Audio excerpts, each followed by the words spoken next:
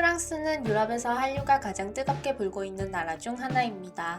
프랑스에서 한국 문화, 그 중에서도 전통 문화에 대한 관심은 일찍부터 꾸준히 이어져 왔는데요. 이미 프랑스어로 판소리 5마당이 완역되었으며 매년 판소리 프로그램이 활발하게 진행되고 있습니다.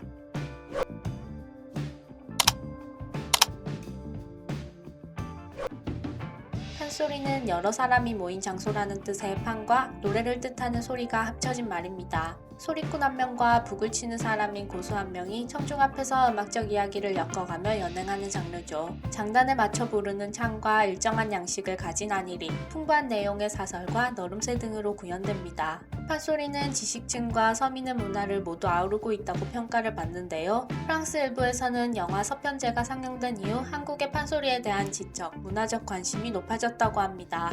하지만 간헐적으로 판소리 공연이 소개되던 프랑스에서 본격적으로 판소리에 관심을 갖기 시작한 것은 2001년 파리 세계문화의 집 상상축제의 일환으로 수군가와 흥보가 완창이 밤새 공연된 판소리의 밤 이후라 할 수 있는데요. 이 축제는 국영 라디오 채널인 프랑스 뮤직을 통해 생방송으로 중계되기도 했습니다.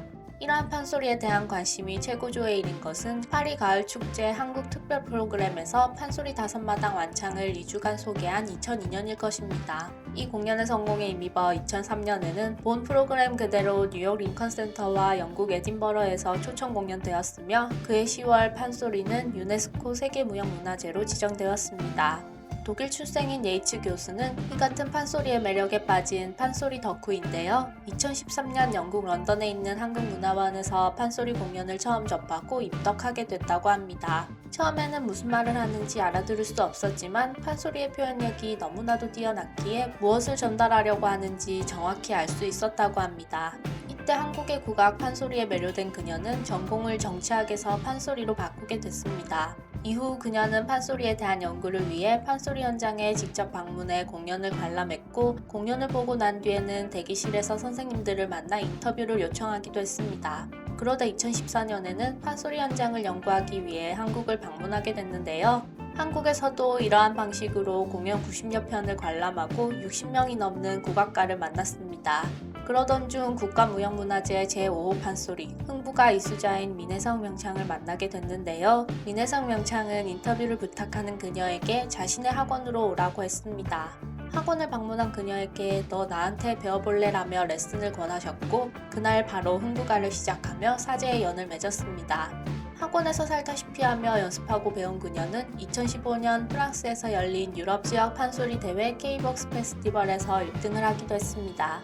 2018년에는 프랑스 엘리제궁에서 열린 한불 대통령 만찬에 프랑스 소리꾼 로르 마포와 함께 판소리 공연을 했습니다. 런던대학교 아프리카 아시아 연구원에서 오늘의 판소리, 현대사회에서 전통과 창조성을 조화시키면서 라는 논문으로 박사학위를 취득했고 지난해 9월에는 만 31세의 나이에 서울대학교 국악과 최연소 조교수로 임명됐습니다. 프랑스 관객들은 전통적인 형식의 판소리부터 현대적인 판소리나 문학 형태 등 다양한 형식으로 판소리를 즐기고 있는데요. 가장 눈에 띄는 예로 이 사람의 모던 판소리를 들 수 있는데 그녀의 첫 작품 사천가는 2011년 3월 뉴욕 민중극장 초청 공연을 통해 유럽에서 첫 선을 보였으며 이후 파리 시립극장, 아비뇽 국제연극제 등에서 프랑스 관객과 평단을 매료시켰습니다. 이듬해 리옹에서 소개된 억척가 또한 전성매진되었고 특히 같은 해 문화원과 파리 도핀대학이 주최한 한국문화대학 축제, 한국을 바라보는 시선에서 대학생들을 대상으로 한 사천가 공연은 그야말로 폭발적인 반응을 얻었습니다. 이처럼 다양한 형태의 판소리가 프랑스에서 환영받을 수 있었던 데에는 공연자들의 공이 가장 크겠지만 현지인들이 이 새로운 형태의 음악을 이해할 수 있도록 도와준 번역 작업 또한 빼놓을 수 없는 1등 공신입니다. 처음 사천가가 프랑스에 소개됐을 당시 한국에서도 출판되지 않은 사천가 대본 불어 완역집이 이마고에서 출판되었습니다. 이와 연계해 한국문화원에서 개최한 출판 기념회에는 번역가 한윤미와 에르베 빼조디에, 남인우 연출, 이 사람이 관객과 만나고 토론하는 장이 되어 관객들이 작품에 대해 더욱 깊이 이해할 수 있도록 도왔습니다.